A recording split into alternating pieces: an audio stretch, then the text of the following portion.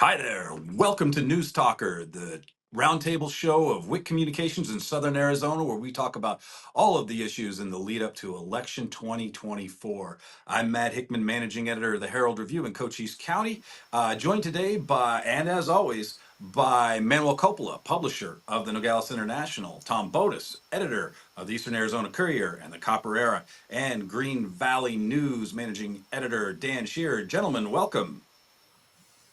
Hi, So Matt. we're here today on a Thursday. We're taping this on a Thursday, and later this evening, Congressional District 6 candidates Kirsten Engel and Juan Ciscomani will appear in a debate on PBS. Last night in Cochise County in Sierra Vista, they were originally scheduled to debate each other, but kind of it became a scheduling problem. Engel backed out, and Ciscomani also ended up not showing up. So that was a no-go. But let's get started by talking about CD6, which affects all of our areas except for Manuel's, who's covered by CD7, and we'll get to that after we talk about CD6. But Dan, let's start with you. What are you seeing in this race between Engel and Ciscomani? It was a close race 2 years ago. Ciscomani winning by just over 5,000 votes. What are you seeing out there now? It's just two of them.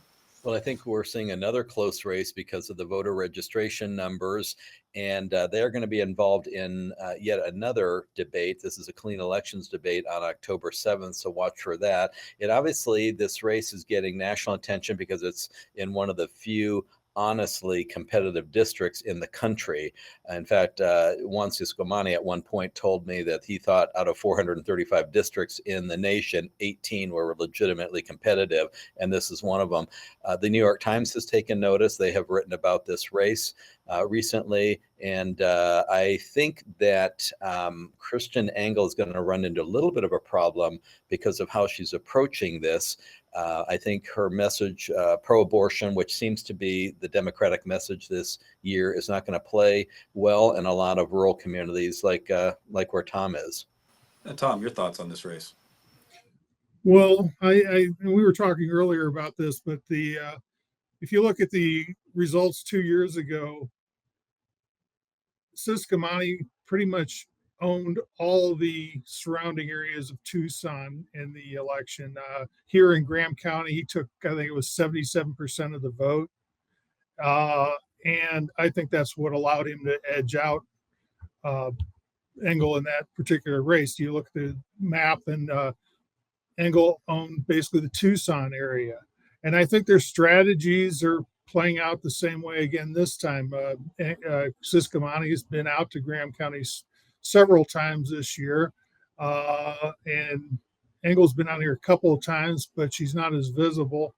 But I think she's concentrating on taking Tucson again. And Ciscomani's working on preserving the base he won last time. Now, the question is whether there's going to be any subtle shift in the outcome. I do know their tactics seem to be a little different. Ciscomani's promoting his family man and the fact that he will cross the aisle and so forth as part of he's kind of presenting a friendlier face. Engel's going after the fact that Ciscomani's conservative and anti-abortion, and basically sort of portraying him as the anti-woman candidate. So how all this plays out in the end, I don't know, but I think you'll see a very similar outcome when it comes to November. Yeah, and you talk about it, you said 77% in Graham County. Ciscomani took, I think in Cochise County, it was about a 65-35 split. But with Engel not spending a lot of time, it's almost like she's allergic from going east of Vail. It almost seems like at times. But so she's only been out here a couple times, and obviously she didn't show. She canceled on the Wednesday debate. Obviously, other reasons for that. It might have been already these other commitments, so that's understandable. But she does need that 35% of Democrats that are going to vote for in Cochise County. And if you're a Democrat in Cochise County and do you feel a little bit taken it for granted? Does she run the risk of losing the 35% in Cochise County or the 23% in a county like Graham County, which she's going to need every single one of to win a close election against Ciscomani? Dan, your thoughts on that? If you're going to ask me about that, I think the 35% or whatever it is of Democrats in Graham County, I think to be a Democrat in Graham County, you really have to be committed to it because everybody here is hardcore conservative. So I don't think you take that, declare yourself a Democrat lightly around here. So I don't think she's going to lose much here, but I don't think she's going to gain anything either. Not been down to our area much either, and we're talking Green Valley, which is in that district and part of Sarita. But most people who would vote for her probably wouldn't see her anyway. I don't know that they feel slighted. I think it's a question, though, of is she really getting her message out clearly other than the abortion issue? And I'm not seeing that. Ciscomani, the big question with him has always been, is Trump a liability or is he an asset?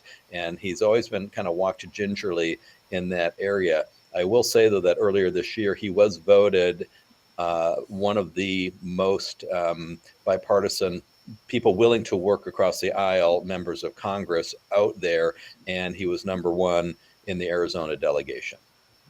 Yeah, and I think one other thing Ciscomani has going for him, which I'm surprised doesn't tout more, is that he's on the Appropriations Committee, and in Cochise County, which only exists because of Fort Huachuca, its ability to continuing to get missions all comes down to getting that federal money, and he's delivered on that so far, and there's no reason to think he wouldn't. And but I mean, that's something where Engel needs to make a case, because if she were to get to Congress, it's not like, I mean, Ciscomani was McCarthy was basically his mentor, and he really helped him get on that committee before McCarthy was ousted by his own party.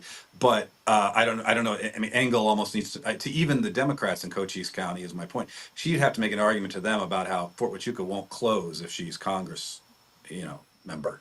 Right, and remember, it was about roughly a percentage point that separated them last time. If the Democrats are correct and the abortion issue is going to get a lot more voters out there, this could be a tighter race than last time, or it could go her way. Right, and Manuel, Ciscomani's not your representative out there, but you were mentioning that he's fairly popular. What are your thoughts on this race? Yes, and going back to Dan's point about him working across the aisle, lately it's brought up that he's doubled down on his support for former President Trump specifically, so that might work against him. But like I said, he doesn't cover our district, but he does have a lot of fans down here. Yeah, and so obviously you guys are represented by Raúl Grijalva, one of those long time Congress people. They don't really have to run. They just announce they're going for re-election, and they win. And this would seem like it would be another one of those, but it seems like there's been there's starting to be some questions. There's been some issues with Raúl Grijalva's health, and what's going on with that race. Can you give us a little update on that, Manuel? I talked to a staffer yesterday, and he told me that I think he's got one more treatment to go, and then after that, it's going to be recovery. There's no specific timeline for getting him back to Washington. And he's not voted since April when he announced the cancer diagnosis. So we'll see. Grijalva himself in July said that he was happy to share that he finished his cancer treatment, but he used the qualifier for now. And he would continue to work to get physically stronger. But from what the staffer told me yesterday, he's still down and out, so to speak. He assured me that his office hasn't skipped a beat. They're working harder because, of course, they can't count on the congressman to do what he usually does. But everything seems to be headed in the right direction. But there's been such little transparency as far as his health that I'm not fully confident. And there may be some speculation. Yeah, Dan, I think you had some thoughts about that too. Manuel brings up a really good point that there are roughly two things that a Congress member is expected to do. One is to go vote, which he clearly has not been doing that. The other is constituent services, which really there you're relying on your team to do the work. And that really is an important work, and it's the bulk of the work. And so that probably has been ongoing. But there's a big question, even if he is getting stronger every day, as the aide said, just what does that mean? We want to see him. There's been one media interview, and there was either by something that was said or just maybe it's an unspoken that we expected him to at least show up in Washington in August, and he did not do that. So here we have Daniel Gutierrez, who is the Republican candidate in the race who is really nobody knows. And he, depending on what might happen here in the next few weeks, he could walk right into that seat if the worst happens. We certainly hope the best for Grijalva as far as his personal health goes. What happens though if he dies, if he is elected but can't really do the job anymore? There's a lot of questions here. Yeah, absolutely. And if you got to think on the national level, the Democratic Party, if they have to worry about that seat possibly flipping, would there not be some pressure to get to the bottom of this and say, Raúl, if you can't go, let's get somebody else, because these ballots are going to get printed pretty quick, and do what they did with Biden, and they're kind of obviously somewhat different circumstances. Obviously, that's a lot of speculation. I think it brings up an interesting point, though, in terms of media. I mean, we're being very careful and respectful of his personal privacy in terms of his medical condition, but we're not even saying what type of cancer it is. Like, at what point, if you are that significant a public official, does the importance of knowing the actual seriousness of your health condition become the right of the public to know? Dan, do you have some thoughts on that? Well, I mean, we do know what kind of cancer it is, and I've never said it because it's not for me to say, but it's serious. There's no doubt about it. I will tell you this: in 2011, Gabrielle Giffords was shot on January 8th. That summer, I asked the question, should she stay in office? And I took a lot of flack for that, because it was like, look, she's recovering. We don't know. I know. But what we did know is that our area was not being represented in Congress. And so was that cold-hearted, or is that just an obvious question that nobody was asking? So maybe we're in that situation right now. There are some people who, when I just mentioned, if he dies between now and Election Day, are going to be really upset at that comment. It's a question that has to be asked, though. Absolutely. Okay, well, let's pivot here a little bit and go more into some local races. LD19 is the legislative district that represents a lot of us. It's a heavily Republican district out here in Cochise County. We're represented by Senator Dave Gowan, Sierra Vista, Gail Griffin, Rep. Sierra Vista, and Lupe Diaz Benson, who I believe stretches into your territory out there, Dan. Mm-hmm. There is some competition out there on the Democratic side. Dan, do you see anything that could threaten this sort of triumvirate that's just sort of been there for as long as anyone can remember in these parts? No, given the voter registration numbers, probably not. LD19 is strongly GOP, just as LD21, which represents the other half of our community, is strong Democrat. What ticks me off, though, and it always has with those three and anybody coming out of that area, is that they are not showing up for debates. They don't have to. There's a clean elections debate scheduled for October 7th. The two Democrats, Bob Karp and Greg Frostrom, have responded that they will be there. The three Republicans, Gowan, Griffin, Diaz, have not responded yet. There's still plenty of time, but I bet they don't show up because they don't have to. And so that's really unfortunate. Mm-hmm. Yeah, absolutely. So that looks like it's not going to change a lot. There are some interesting characters like Greg Frostrom. That seems like he has an interesting story. We'll get to know him as we get further in the election. But it is sort of one of these sort of things that's gerrymandered itself to the point where elections don't matter, which is always unfortunate. You want to avoid that. But let's pivot a little bit to some of the. I mean, obviously, this November is going to go down in history as one of the biggest elections. But especially in Arizona, the number of propositions on the ballot is enormous, and a lot of them are very consequential.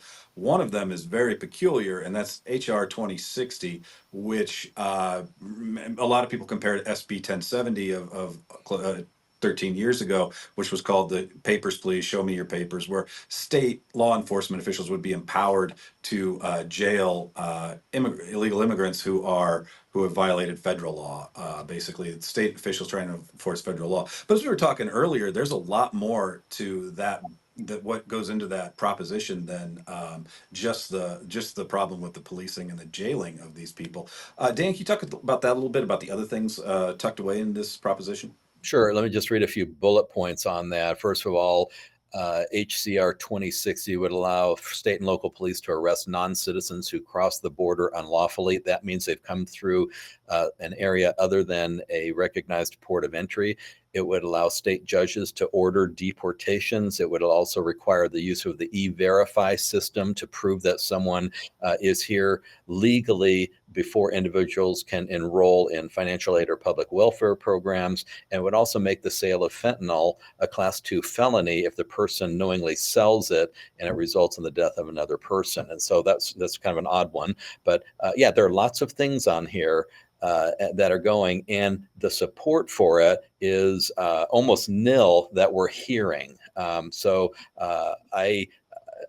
Police departments don't like it. Politicians don't like it. Ciscomani doesn't like it. The only person we have come across who likes it is Senate candidate Carrie Lake. Yeah, I mean, my theory on this is, and it's probably accurate, is that Republicans saw the energy Democrats were getting off of having the abortion measure on the ballot and how that was going to fire up their base and their turnout, and they were trying to find some red meat that could counterbalance that. Tom, what are your thoughts on this?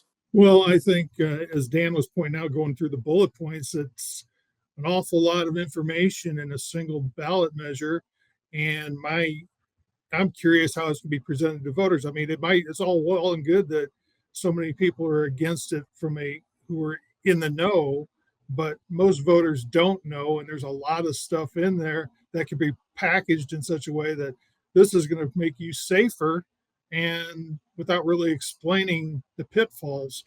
And so I'm being very interested in seeing the sales job on this and see how it's combated and how it shakes out. I mean, it's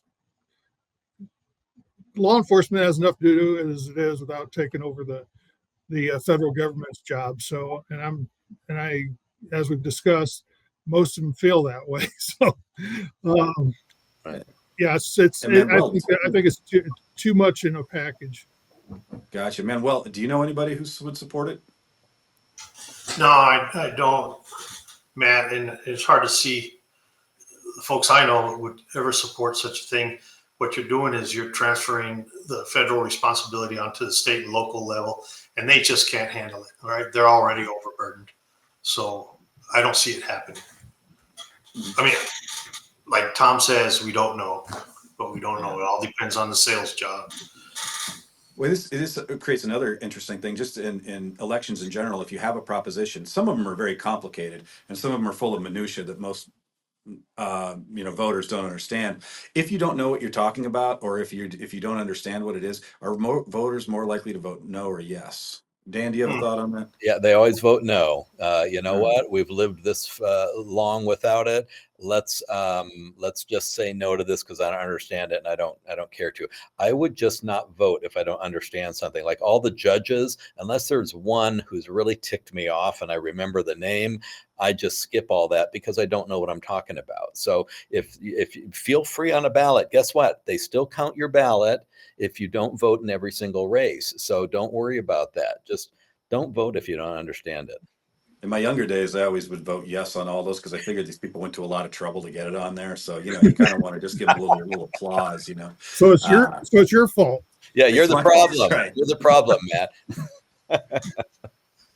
All right, sounds good. Well, gentlemen, it's been another fantastic conversation. Let's do this again next week, hopefully, or as soon as possible. We'll be able to talk about the outcome of this Ciscomani versus Engel debate tonight, airing on PBS. And it'll be replayed, I believe, on September 19th on PBS, and I'm sure it'll be available online as well. And also follow all this coverage at our papers, myheraldreview.com, Green Valley News, Nogales International, and the EA Courier. Until next time, gentlemen, thank you for your time and have a great day. All right.